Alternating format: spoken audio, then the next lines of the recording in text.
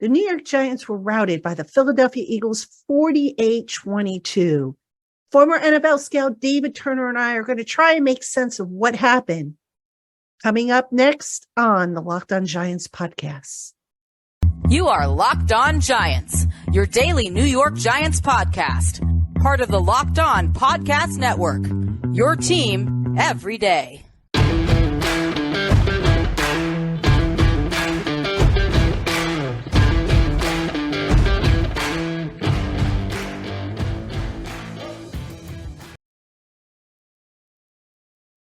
Today's episode of the LockedOn Giants podcast is presented by Prize Picks.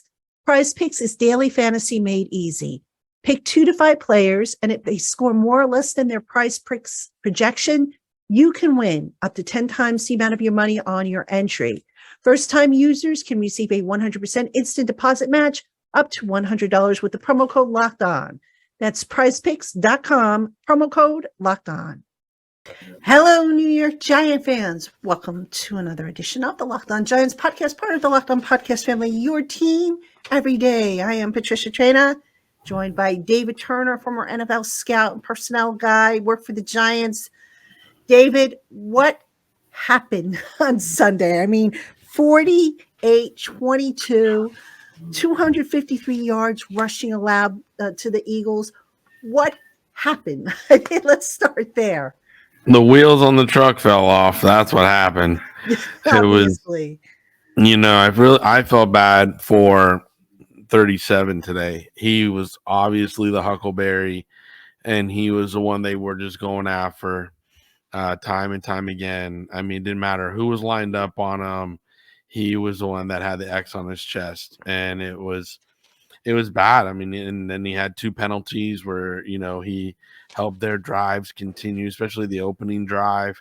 I mean, they were off the field on that play, and then he got a holding penalty, I believe it was, on that one. And it was just like that extended that. It was over at 9 plays, and then it went to 12, and they got a touchdown. So, when the defense has had so much injuries in the secondary, you're going to get exposed at some point.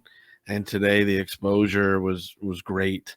And then we saw mistakes by veterans like Love on that other touchdown to Smith, where he just, did a Maverick flyby, and didn't do a tackle. He just buzzed the tower and forgot to make the tackle there. It was obvious he thought he was going to get the interception.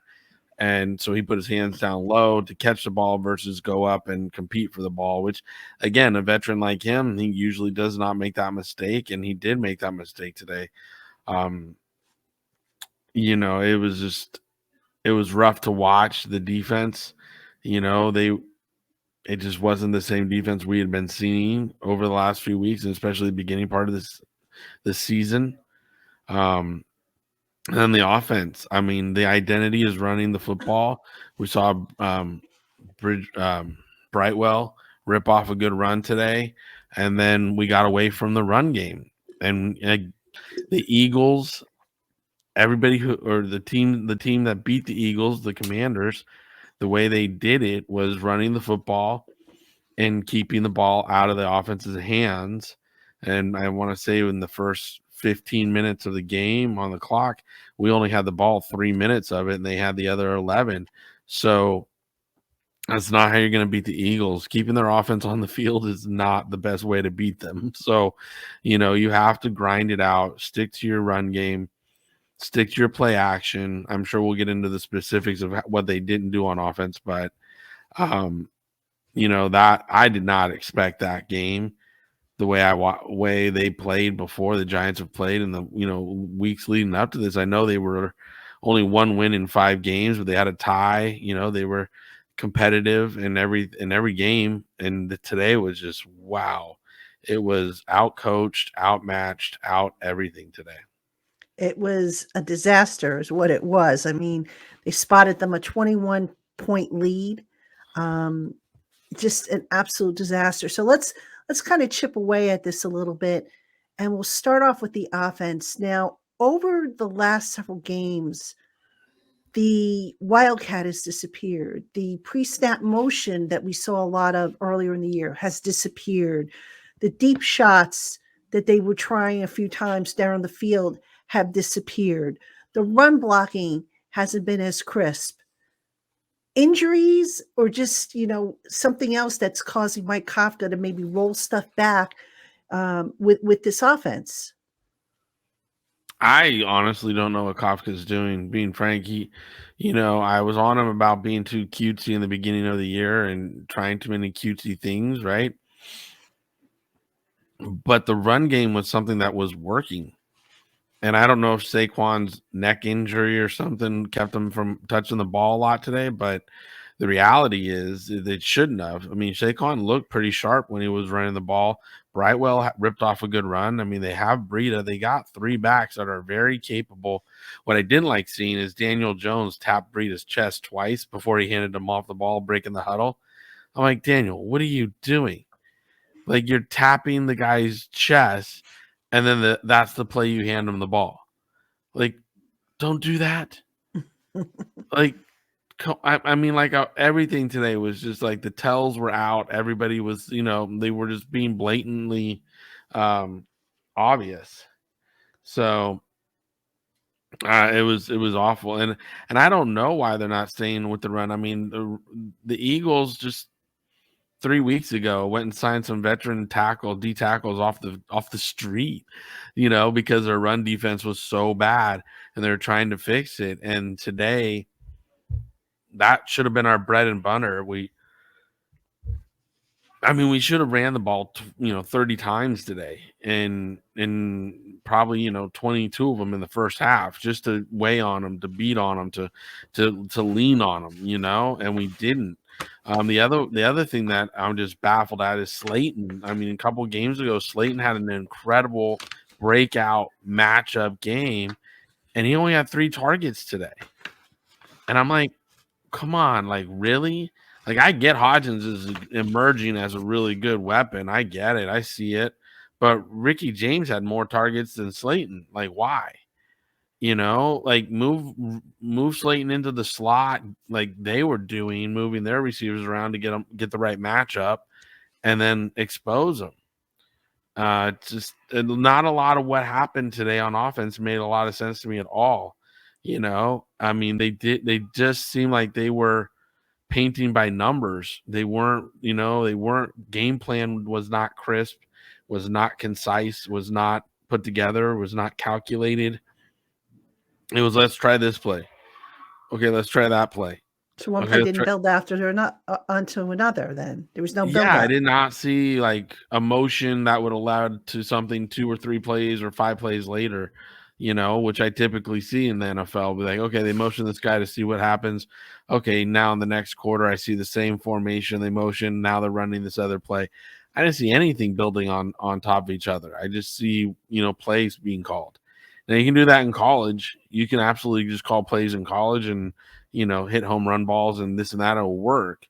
But in the NFL, you have to game plan, and it has to be bricks. You got to lay them on top of each other. Yeah. Now, I want to ask you about Saquon, because coming in, he was 50-50, and he went through, his pregame. He got treatment before the game. He was cleared to play, but they had him on a pitch count. Dable didn't quite use the word pitch count, but it was a pitch count. Let's call it for what it was. When a guy is like that, I mean, does it almost make sense, especially knowing what's ahead? Did it make more sense to just sit him and let him get fully healthy? Because there were a couple of shots he took to that shoulder neck area, and you were like, oh my gosh. And then, when the score really got out of hand, they decided to pull him. So I'm just wondering, did it make sense to put him out there at all, given who they were facing, what the odds were of them winning, and also what's at stake next week? If a player's the way I gauged it in my career is if a player's healthy, he can go. There's no pitch counts. The only way I ever signed off on a pitch count type situation in my career is when it was a conditioning situation where we're like, okay, we can get maybe 10 plays out of this guy, but then his conditioning is going to kick in, and that's just going to be what that is, right? But if it's a situation where it's a health issue and you're putting on a pitch count, there's no reason to do it because you don't want to extenuate that or aggravate, that injury by playing them. I'd rather see the person sit and be cautious and, just give them a game off. I mean, you have two viable backs that can run and play the game, fit the game plan and go. Brightwell's a big back that can run and read it, catch the ball out of the backfield and do all that. So, again, I don't know why they would do a pitch count when you're health concerned there. Does that make sense? And for me, he looked good. And again, the other thing about Saquon is that he needs his reps to get going. He's not I can touch the ball 12 times a game and be impactful. He really needs that 22, 23 type touches, and he'll have an explosive 7 plays. But he's got to touch the ball. He's got to get in the feel of it. I think he didn't get any. He had like nine runs this game. 9 runs for 28 yards, 3.1 average. So it was almost like, if you're not, nobody was expecting him to run for 35 times, but you're right. He only ran 9 times and it was like he couldn't really get started. I think he played every third series, and it was almost like, why bother? Given yeah. I mean, again, if you're gonna limit him, your star back that way, then it doesn't make any sense. I would rather them sat him and just let it be. Personally, that's what I would say. And then, for the rest of the backs, they would get extra reps and see what they got. And, and if you're going in to win the game, then you have to be committed to Saquon touching the ball 15 to 20 times. If he's not healthy enough to touch the ball 15 to 20 times, don't play him. Yeah, that's what I was thinking too. Now, on that same note, let's talk about the offensive line and the run blocking and the pass protection. I mean, Daniel Jones was running for his life. Amazing he didn't turn the ball over. The run blocking left a lot to be desired. What is going on with this offensive line? Where is the biggest problem? I mean, it looked like the tackles had some problems early on, both Neal and Andrew Thomas, but the interior continues to be a concern. Okay, can I ask you a question just really quick, though? Is it in the offensive coordinator's contract at the New York Giants not to block with 6 and 7? Because we haven't seen that happen much in the last 2 years. In the last 2 to 3 years, we have. They did it earlier in the year. They brought out the 6 and 7 guys. Yeah, they did when they were running it, but when they pass blocking, they're not utilizing the tight ends and the backs to stay in and to block, like to be committed to blocking and helping the offensive line. They're allowing them to block for a 2 count or something quick and then release. It's like, no. You're only going to have 3 receivers in the pattern. Find a way to get them open, and everybody else is blocking. Let's keep our quarterback clean. Let's stay committed. Let's help our tackles. Let's help the leaky interior. Let's do something about this and tell our 3 receivers that are in the pattern they got to go win. And the other part of this issue, in my opinion, is there's too many stop routes. They're running to sticks and turning around. When you do that consistently, the defense knows just to sit under the sticks and you're going to be covered. There's way too many stop routes. There's not enough combinations where people are running through zones and double through zones and clear out routes and box and one stuff. And, they're not doing any of it. And I don't understand. I mean, I watched the Bills game while I was watching the Giants game today. I went to a local pub and was sitting there watching both games. And the Bills are running their offense that they had under Dable still, and they run a lot of through zone concepts, run through the zone and bring another guy behind them, but they're not stop concepts at all. They're very fluid movements and, hit the receivers in stride so they can make a play and not have them turn into the quarterback and stop momentum. And what we're seeing here, to me, is more of a West Coast style offense where they're trying to stretch the seams with Wise across the field and check down to backs and hit the tight end on stop routes and stuff. but that's not working when it comes to the type of defenses we're seeing from the East. So they have to run through zones, do double throughs. They have to run combinations that are absolutely more fluid, so the receivers can catch the ball in motion and then run with it, get those yards after catch. And the offensive line, I know you're talking about the offensive line. The offensive line, to me, needs to be helped. They need to keep the backs in. They need to keep the tight ends in, check in the seventh offensive lineman, and help them out. The interior are turning their shoulders way too much. They're not playing square. They're not playing square to the line. They're not dropping their hips and anchoring. You don't see solid bases. Okay, you're not seeing the flexibility in the ankles and the knees to get down and really, hold their ground. They're getting pushed into Daniel's lap. And today we saw the tackles struggle, which is something new because typically the tackles aren't struggling like we saw today. Today we saw the edges get in trouble. And to me, that's something, again, utilizing the backs and tight ends, you should be able to fix that. Chip them, help them out. We didn't see any of that. We just saw the straight, I'm going to block with 5. I'm going to block with 5. I'm going to block with 5. It's not working. And the reason I'm bringing it up as the offensive coordinator's contract is because even last year we didn't see it. I was on this podcast quite often complaining about not utilizing extra offensive linemen, tight ends, and backs to block. So I just want to know if the New York Giants have it in the contract of the offensive coordinator that they are not allowed to use tight ends and backs and extra linemen to block and keep Daniel Jones healthy.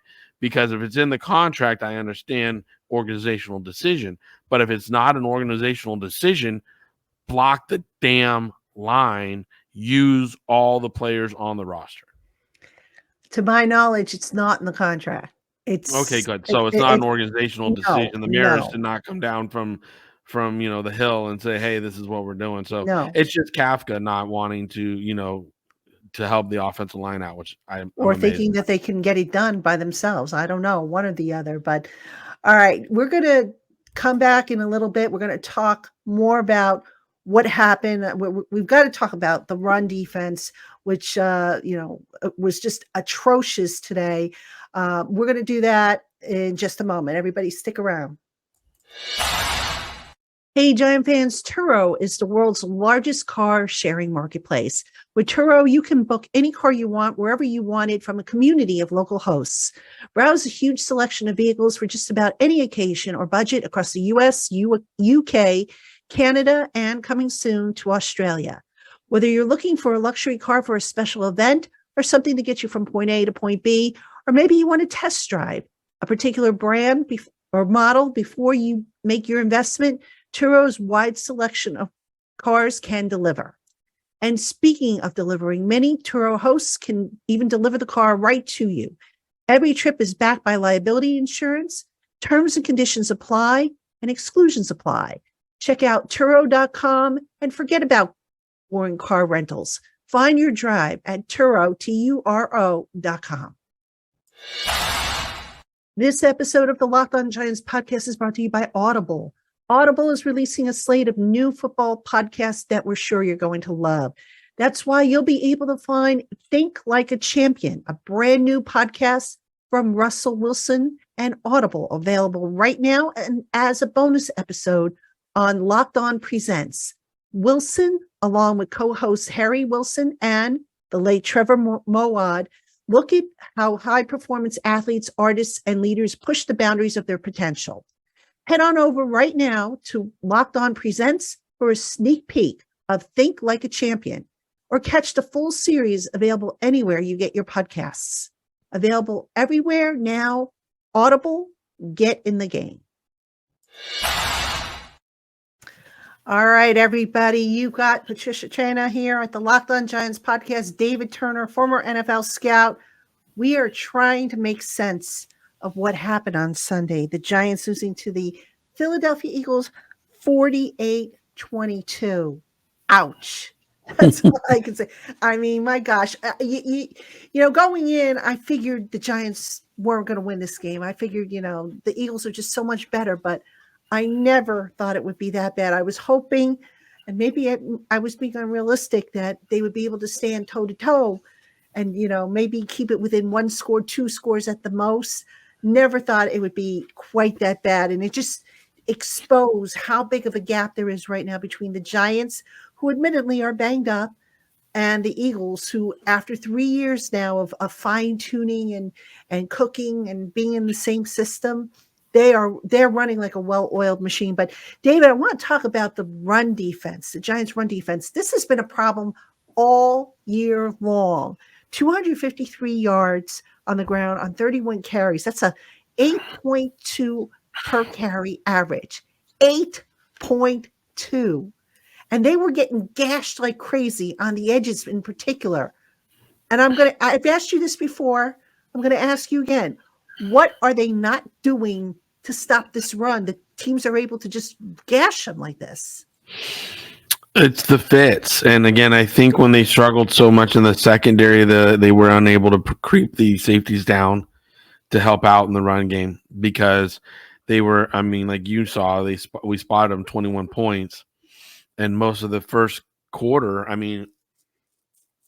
think the first quarter, the Hurts had six completions to 6 different receivers out of his first 6 passes, or something like that. So they were able to, loosen up the defense, with those passes, and just picking apart Monroe.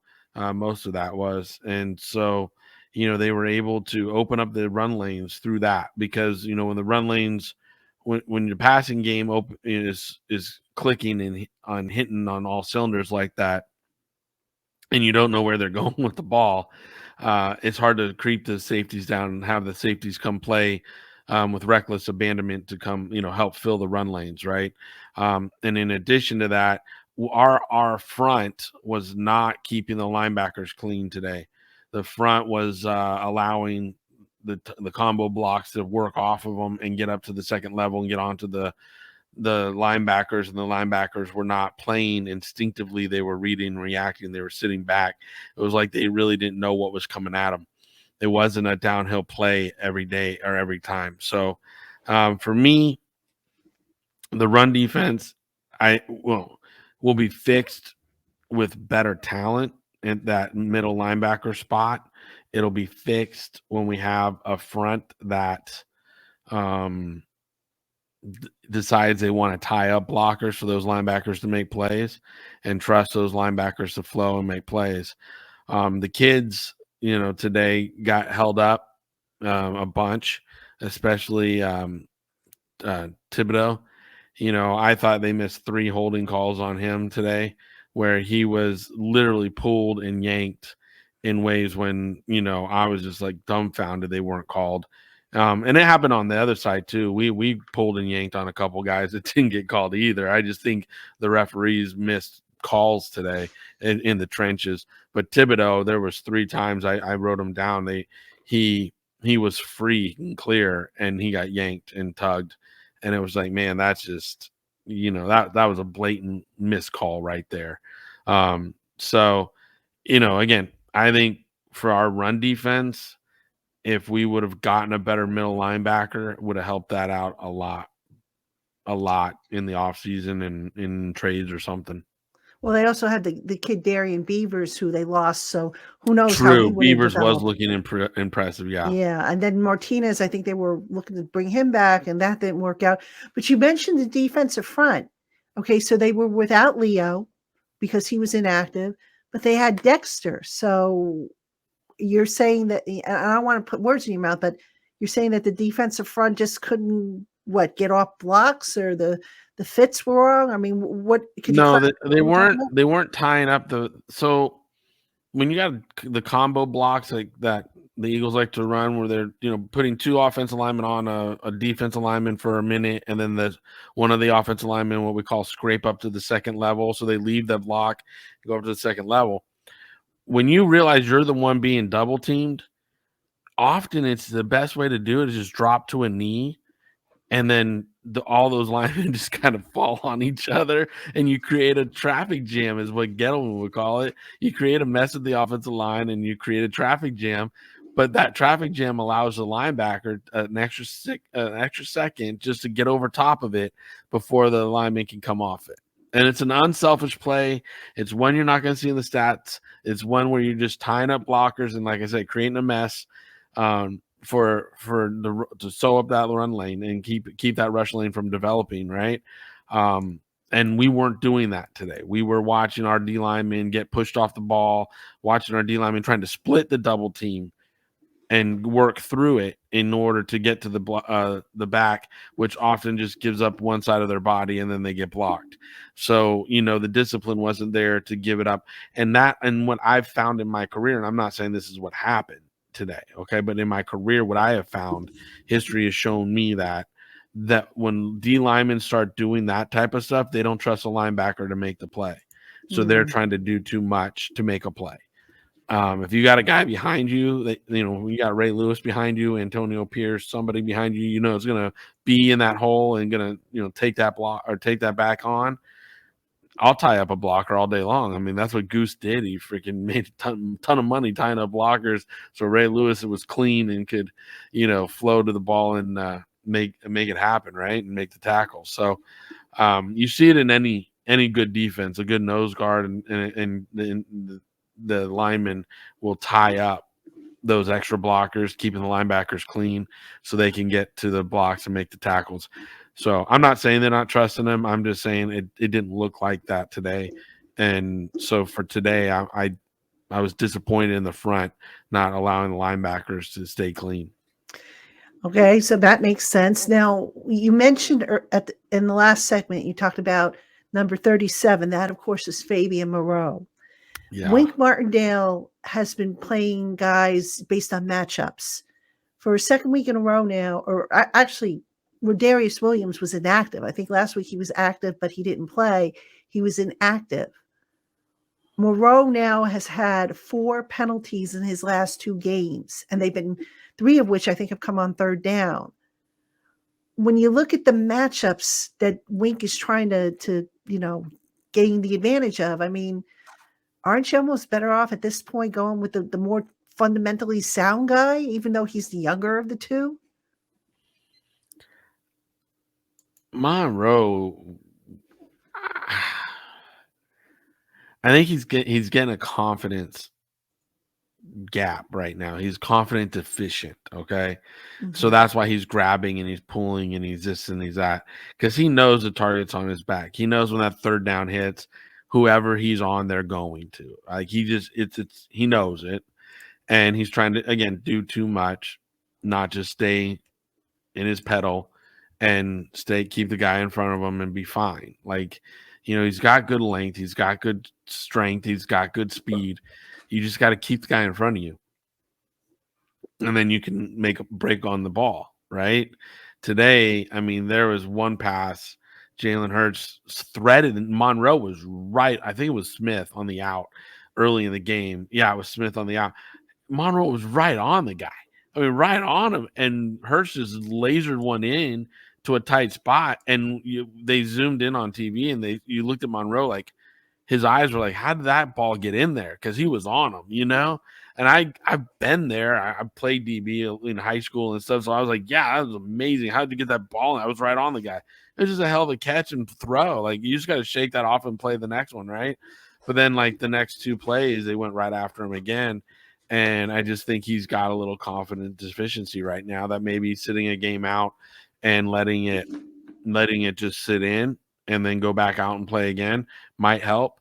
Maybe it won't. I mean, Wink knows these guys, and Wink's not a coach from above coach. He's in the trenches. He knows these people. He's in the locker room. He knows if playing a guy through the confidence deficiency is the best thing for him, or sitting him and letting him rest. And, Wink might be like, if I sit this guy, I'm going to lose him. Like, I can't sit him because then he'll go in the tank and I need him. So he's got to play him. Now, how to play him might be keeping him out of the slot, because that's where they're going right after him. Put him on the outside and move somebody else into the slot, because they're going right after him. I mean, that's what they found him in the slot all day, and they were just going right after him. So, Wink might just have to move the guy to the outside for a little bit. But I don't question Wink's tactics because, again, I know Wink. He's in the locker room. He's in the trenches. He knows these guys, and he's not trying to break anybody's confidence. He's really a player's coach. He's not one that is trying to hurt anybody, in that manner. But at the same time, we don't have a deep bench here now. Our bullpen is kind of run through when it comes to players. So is there a young guy that maybe could play? Is there maybe, I don't know. It's just hard, when you're looking at our mass unit defensive backfield that we got going right now. So, I think Wink's playing with the best he got, and he's giving the guys the best chance he can, but he does not have the most talented backfield to play with. It's a depleted backfield, a mash unit, as you said. I mean, they're missing Aaron Robinson, they're missing Xavier McKinney. Who knows if he's going to be back? I mean, they have some depth issues there. They've had to press guys into roles that maybe aren't ready for those roles, and this is what happens. I mean, the depth just got sapped up, kind of like, what happened with receiver. Coming into camp, we thought, receiver was deep and they were going to be fine there. And what happened? Injuries just sapped them up, just, destroyed them. So a lot of work to be done in the offseason on that. All right. Next up, I want to talk about special teams. So we're going to take a quick break here. We're going to talk special teams. You know what's coming. Hey, Giant fans, playing daily fantasy based on player projections has never been easier when you visit prizepicks.com. Pick 2 to 5 players, and if they go on to score more or less than their Prize Picks projection, you win up to 10 times the amount of your money on any entry. There's no competing against other people. It's just you versus the projections available. Prize Picks is currently operational in over 30 states and in Canada, and they offer projections on every sport. Entries can be made in 60 seconds or less, and Prize Picks offers safe and fast withdrawals. Download the Prize Picks app today or go to prizepicks.com to sign up and play daily fantasy sports. First-time users can receive a 100% instant deposit match up to $100 with the promo code LOCKEDON at sign-up. Don't forget to enter that promo code LOCKEDON at sign-up at prizepicks.com. Thanks so much for making the LockedOn Giants podcast your first listen today. For your second listen, check out Locked On Sports today. From the games that matter the most to the biggest stories in sports, go beyond the scoreboard and behind the scenes with local experts and insights only Locked On can provide. Locked On Sports today, available on this app, YouTube, and wherever you get your podcasts. All right, everybody. We are here on the Locked On Giants podcast. Patricia Traina, David Turner, trying to figure out what happened in the New York Giants getting routed by the Philadelphia Eagles. I mean, I'm looking at the score. I still can't believe the score. 48-22. The Eagles are good. I mean, we knew they were good coming in, but my goodness, the Giants just absolutely outclassed in every single facet of the game. And another area they were outclassed, special teams. And I know what you're thinking, David. You're thinking, okay, she's going to attack Jamie Gillen. And yes, he had that weird. And yes, you are. Wait a minute. I'm going to do a bigger picture there. I'm actually going to surprise you because I know how you feel about Jamie. And I want to be fair to Jamie. For what it's worth, Jamie did put 3 of his 6 punts inside the 20. He had a net average 35.3, but there was some the coverage. So what I want to talk about is a bigger picture thing with the special teams, because I just feel like all season long, the special teams have just not been very sharp. And I'm talking coverage. I'm talking, little breakdowns that just make you say, what in heaven's name is going on? I mean, there was a snap to Jamie on the punt that I thought, was a slow snap. And I thought they were going to get blocked on that particular punt too. So I'm seeing a lot of little things, the penalties, the fact that nobody knew the rule when Jamie dropped that ball, the coverage issues. I mean, Boston Scott, he had a long of 66 on a kickoff return. The punt returners, what did they do? They did, they did pretty well. They averaged 7.3 yards per punt return. This is a big problem, an overall problem with special teams. Is it the coaching, the players, or what's going on with this group? So you and I have talked about it since training camp, they're not holding the lanes. And to me, that's coaching at this point. You know, you either are allowing it to happen or you're coaching it to happen at this point.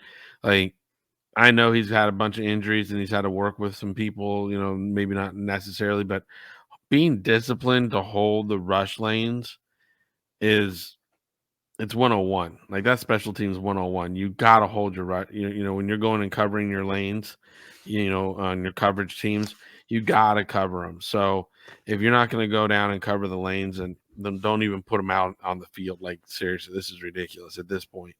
And then, yeah, Gillian had that one drop. It was obvious the ball slipped out of his hands when it was a wet ball, and it slipped out of his hands. And he didn't know he couldn't kick it, you know, so he just kicked it. He tried to get it out of there. At that point, it would have been better just to fall on it, yeah, because they were going to get the ball at that spot anyways. But, you know, even that being said, I never kill a player for trying to make a play, you know. And Jamie was like, oh, you know, I've bounced balls off the ground before and it's gotten, and I could just punch it and I could kick it still, you know. But Good accent, by the way. you're welcome. I like the real one better, but that was pretty good. Thank you. But yeah, he, you know, I think he just got surprised and he panicked and he kicked it, and it turned into a rule that I didn't even know. Like, honestly, like, I knew you couldn't kick it, like, I knew that, but I didn't realize the loss of down and everything that came with the extension of that rule. So, you know, I learned something new today. But let me ask you something. Just back to my point. I like T-Mac, so don't get me wrong. But shouldn't a special teams coach, any coach for that matter, prepare his players for any possible scenario? I mean, granted, it's not very often a punter's going to drop a ball and then think, "Oh my God, what do I do?" And Jamie's a young punter. You know, he's only been in the league for 3 years, 4 years, something like that. So, isn't that something that at the coaching level you want to make sure your guys know? If this happens, do this. If that happens, do that. Or is it just a matter of, you think maybe McGahee is like, okay, I don't want to overwhelm them. I'm just going to get them ready for what they need to know. I mean, I thought that was a red flag for me because, you know, it seemed like Jamie didn't know what to do. And like you said, he tried to make a play, which you can't blame him for it, but it cost them. And it set up a touchdown drive. So one play touchdown drive, if I remember. Yeah, a one play touchdown drive. So, I mean, at this point, it's got to be the coaching. I mean, what else? Like I said, I learned a long time ago, you're either coaching it or you're allowing it to happen. And you've had enough training camp, you've had enough season stuff to run through all this, okay? And if you're not running through this, then that's on you. It's on the head coach, and the buck stops it there, okay? So I know I've been with plenty of head coaches that are completely overly detailed, okay? But preparing the players to play was always their goal. And when I say that, I mean, I had coaches that literally said, if you do not practice a play in practice this week, even in a walkthrough, you cannot put it on your game card, right? You cannot do it. We're not saying we practiced this 2 weeks ago, so they should know how to do this. No. If you're going to put it on your card to call this week, then we're either walking through it, we're running through it, or it's in the game scripts that we're practicing during the week. Okay. Like, it's going to be in there. We're going to do a refresher. With dropping the punt, that should be an easy one to go over at least twice already. Like, okay, Jamie, you know, if you drop the punt in training camp, what happens? You can't kick. You got to fall on it, pick it up, do something with it. Okay. Got it. Okay. Went over it once in training camp. Awesome. Hey, punter dropped the ball. What are we calling it? Ringo, or something, right? Like, the punter dropped the ball. You got to call out Ringo. Now people turn around to try to get the ball, right?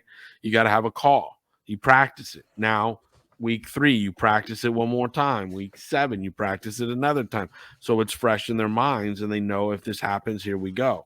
That's the preparation that needs to be in the details that need to be, you know, practiced consistently. So when the adversity does hit, people don't panic. All right. It's just the way it goes. So yeah, they should have known that, you know, his reaction should not have been what it was. And that's coaching. but that also is a head coach. Like, hey, did we ever tell Jamie Gillian to, if he dropped the ball, not to kick it? And if T-Mac goes, oh, yeah, I told him, go to Jamie. Did you know you couldn't kick the ball? Nah, I didn't know that one, mate. You know? So, again, I think, me personally, is coaching is part of the problem here, but the discipline too. Like I was talking about discipline in holding the run lanes and on defense, and now I'm talking about discipline in holding the coverage lanes on special teams, right? That's discipline. And you got to stay disciplined in these facets to win football games. You know, my boy Ellerson Smith made a sighting today. That big old paw blocked the punt, which was great. But even there, they allowed the punter to pick up the ball and almost run for a first down. Like, if the punter just cut inside instead of taking himself out of bounds, they would have had a first down. I mean, he was literally a step away from getting a first down from punting inside his own end zone. So, you got a block punt, but then we don't have a Roger call or a Liz call or something that we blocked. Now everybody start going and getting the ball. People were still not knowing what was going on. So even a good play today, we saw people not knowing what to do, and that's coaching. And I'm not trying to kill a coach here. Don't get me wrong. I think all of this is fixable if the head coach holds the special teams coordinator accountable. Like at any of our jobs, we just be held accountable for not doing an action or something that would get us, better off. And you just go, okay, I can do better. Let me fix that. Let me go back to the drawing board and get that done for you, coach. Yeah. But this is a situation now. Again, we're deep enough in the season where these should be practiced a few times already. Yeah, and these mistakes that are coming up time and time again, it's like I could see early in the season, not this point. And it just, today's performance just set off all kinds of alarm bells. And I'm sitting there going, McGay, got a good reputation. He's a good special teams coach, but it just seems like this year, and you can even go back to last year, and something's just not been there. Something's been off. And what that something is, I don't know. So, I just felt that was worth bringing up because, you talk about complementary football, you need offense, you need defense, you need special teams to perform. And today, I think you can honestly say that all three units didn't perform, but of the three, special teams and defense were the two biggest culprits. Offense didn't get on the field enough. So, you can maybe give them a little bit of a pass, but offense didn't stay on the field enough. Yeah, well, you know what I meant. But, I'm not letting anybody off the hook. Today was a team atrocity. Yeah. It was like I said, we were outcoached, we were outplayed, we were outperformed in every facet. So, everybody needs to take the L and lick their wounds and get better tomorrow. But they need to win 3 games in order to really secure the playoffs. Starting with next week. That's what I'm saying. Like if they only win 2, they could be on the outside looking in. If they win 1, I would say with the way everybody's playing right now, they'll be on the outside looking in. And I'm not trying to kill the Giants. I think they're doing a bang up job in the first year.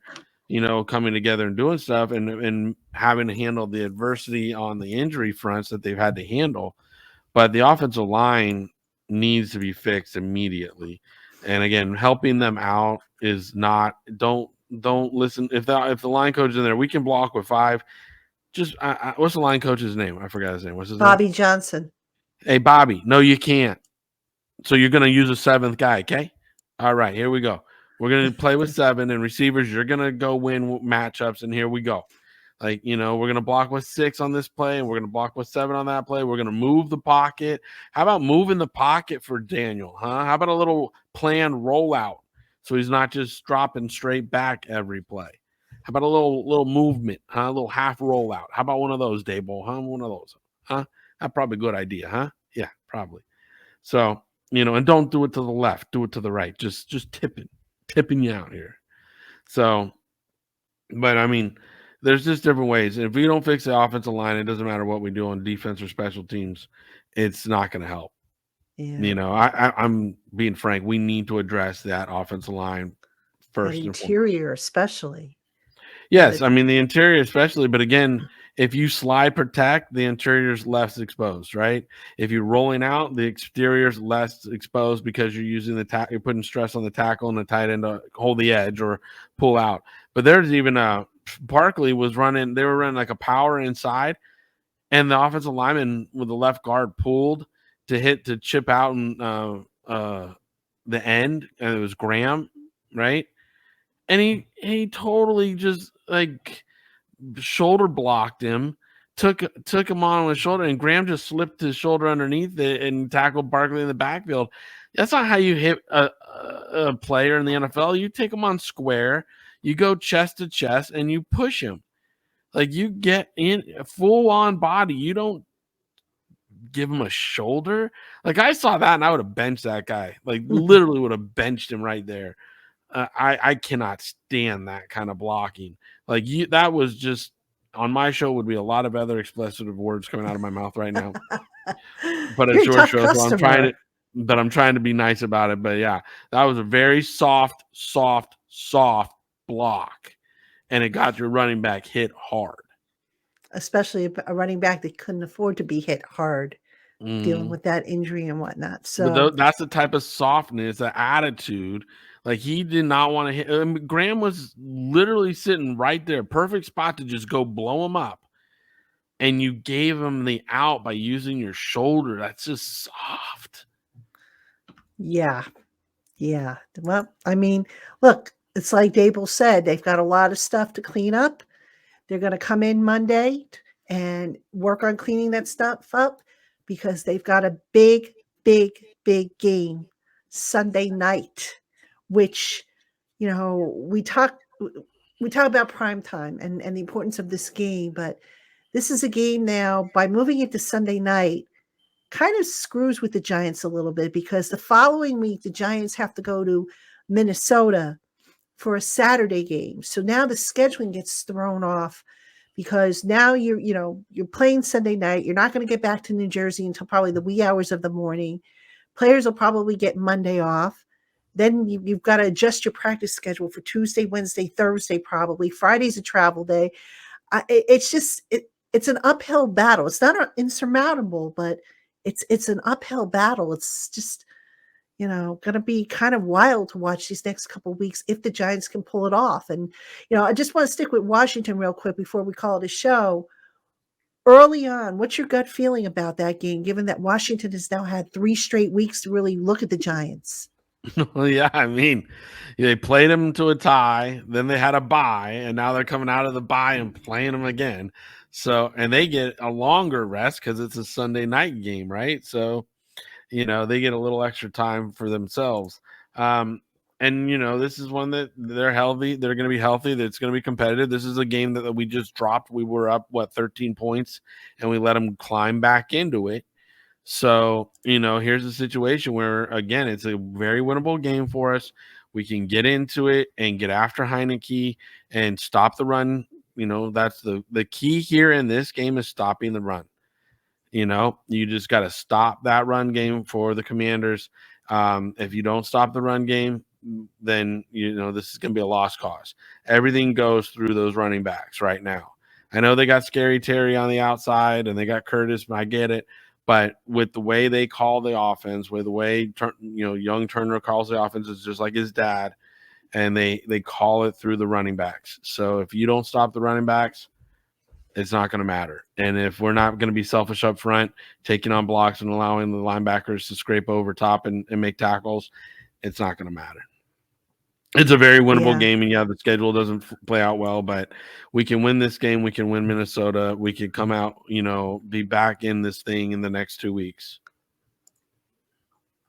They just need to play better, which, after this one, you just got to hope that it doesn't knock into their or cut into their confidence, because if it does, oh boy. But it's going to be interesting to see how it all comes together because, It's been a roller coaster. I mean, I don't think anybody expected them to get beaten this badly by the Eagles.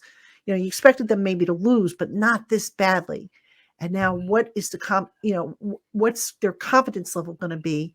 That's going to really tell the story of this team. And that's what it all boils down to, I think, with this team. So going to be interesting next week for sure. Wouldn't you say? I think it's going to be very interesting next week, but also, I didn't see this. I thought the Giants, you heard me last week. I came on here and I was like, it's Eagles week. It's different. It's Philly. Philly week's different for New York Giants, right? Man, they played flat. They played disheartened. They did not play almost like they were looking. I mean, I don't want to say it's like, but it was almost no, they weren't looking ahead.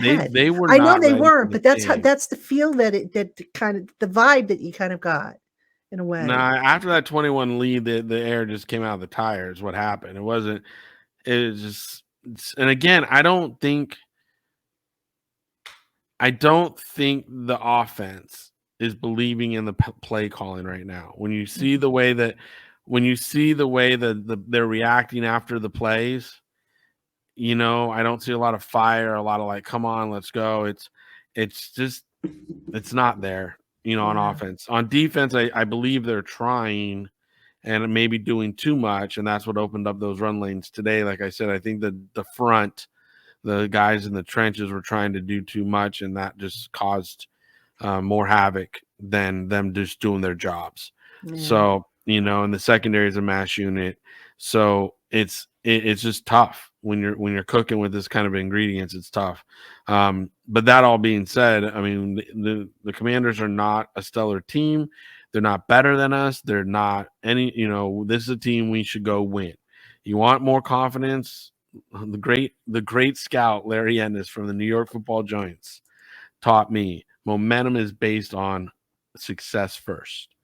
So if you want confidence and you want momentum, you have to have success first. So on the first down, you got to have a good play, and then you'll have momentum for the rest of the drive. Amen. Amen. So we'll see what it brings next week. Hopefully the Giants will play a lot better. Hopefully they'll come up with a win. David, this was quite the discussion. I mean, so many things, but I think you covered it really well, as you always do. So thank you so much for coming on with me as always. Giant fans, thank you for tuning in to the Locked On Giants podcast. Tomorrow is Twitter Tuesday. You know the drill. Get the questions into me by 7:00 and I will get them on the show and we'll just answer as many as possible as they come in. Details are in the show notes. Send them to me at LockedOnGiantsPodcast@gmail.com, or you can tweet them to me at Patricia_Traina. For David Turner, I am Patricia Traina. Thank you so much, Giant fans. We will see you tomorrow.